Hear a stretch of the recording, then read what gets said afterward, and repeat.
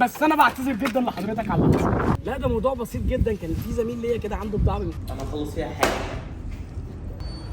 يا ولاد النصابه،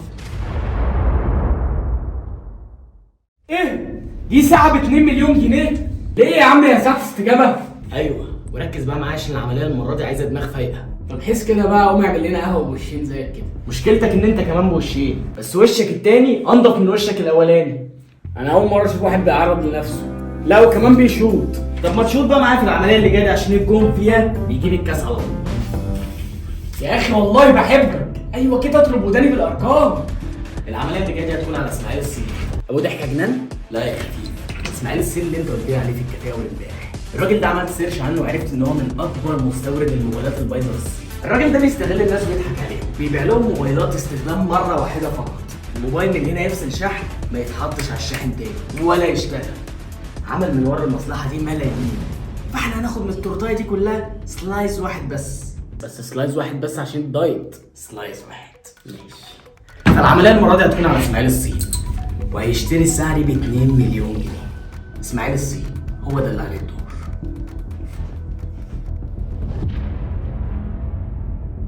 انا بقول لك دول $100,000 مش عارف اخرجهم بره البلد. الدوله مش سامحه لي غير ان انا اخرج $3000 بس، مش سامحه ان اي دولار يخرج بره. لا بقول لك لازم تتصرف، الصفقه دي مكسبها 200%، لازم تتحل، لازم الفلوس دي تخرج. ما تقوليش مفيش حل، اخترع لي حل، اتصرف وكلمني.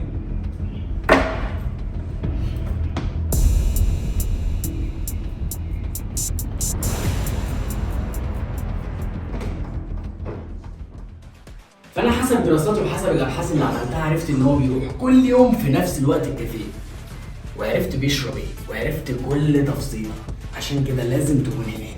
اخويا حبيبي الساعه جاهزه؟ يا لهوي ده جاهزه وبتطلب ايدك. تمام، المهم الفلوس جاهزه. احلى $200,000 لا هو ده الكلام. حبيب قلبي ايه يا باشا اتفضل، ولو اني متنزل لك في السعر يعني، بس انا برضو بقدر الظروف. تمام حبيبي.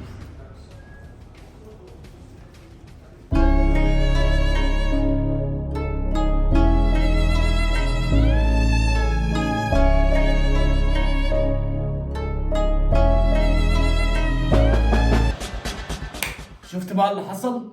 ادي العمليه باظت وما عبرنيش بسبب غلطه بسيطه مش عاملين حسابها. معاك حق، عشان العمليه زي دي لازم تكون متأمنه بكلام بيه، ولكل خطه لازم يبقى في خطه بديله، وهي دي اللي عليها الدور. رجال الاعمال بيبقى وقتهم ضيق جدا، عشان كده لو هو ما جالكش لحد عندك هنضطر نخليه ينادي عليك ويجيبك بالاسم.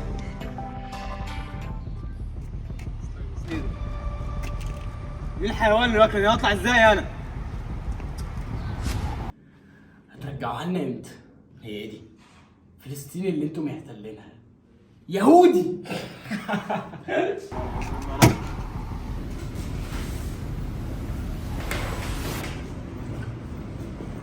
ايه ده بس في ايه؟ انا قلت للسواق ما يحطش العربيه كده 100 مره. سامعك؟ معلش حقك عليا. ده مؤاخذة والله يا باشا، كنت بفك ميه. يا عم مش مشكله، حصل خير. طب اتفضل حركها بقى. عينينا يا باشا، اوامر.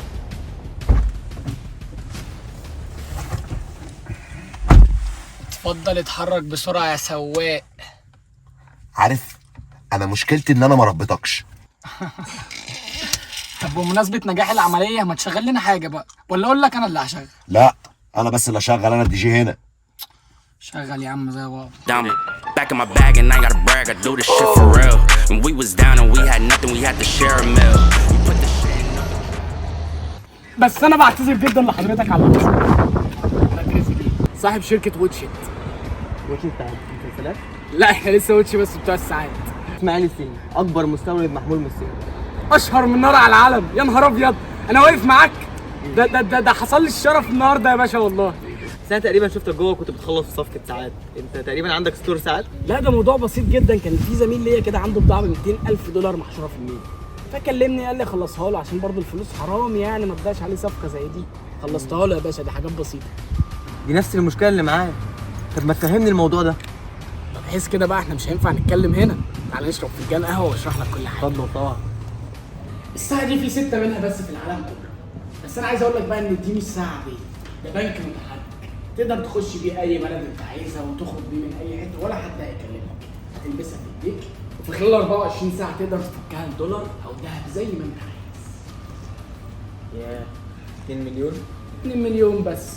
عايز اقول لك بقى ان زميلي كان مزنوق في 200,000 دولار والحمد لله اللي فك زنقه مؤمن. ياه 2 مليون انا اشتريت. انا هخلص فيها دلوقتي. للاسف يا باشا جيت متاخر. في دلوقتي واحد جاي يخلص فيها وانا مديله كلمه خلاص. انا هخلص فيها حاجه. ايه يا باشا بس يعني ما انت عارف الراجل عند كلمته. طب لو قول لي كده. تقول كلمته. عسل يا باشا والله. عسل. كده مرت. الله ينور. الله ينور. هناك اول ما تنزل في الصين اديني الو. عندي هناك اللي يخلصها لك على طول. حبيبي ده بتاع الصين. موبايلات يا لي محمول ايفون. حبيبي. صفقه العمر.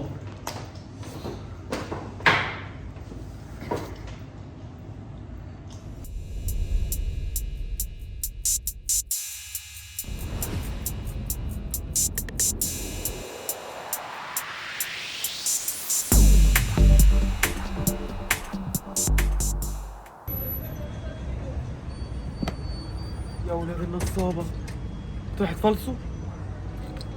طب يا عم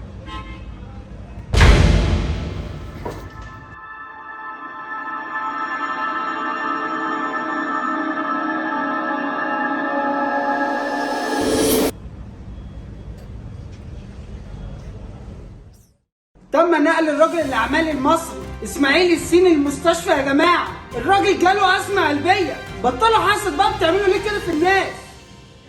كده نبقى خلصنا العمليه بتاعت النهارده وعشان نثبت لكم ان الكلام ده واقعي ونقدر نعمله على ارض الواقع.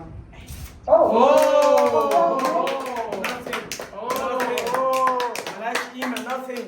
nothing. وبالمناسبه كده خلاص خلصت الحصه بتاعت النهارده، تقدروا تقوموا تروحوا. اتفضل. لا ده في حصه بقى. ايه المستر بيشرح كويس؟ ايه اول حاجه بقى تعملها بعد ما تخلص العمليه؟ Rapinaremo y una panca en española.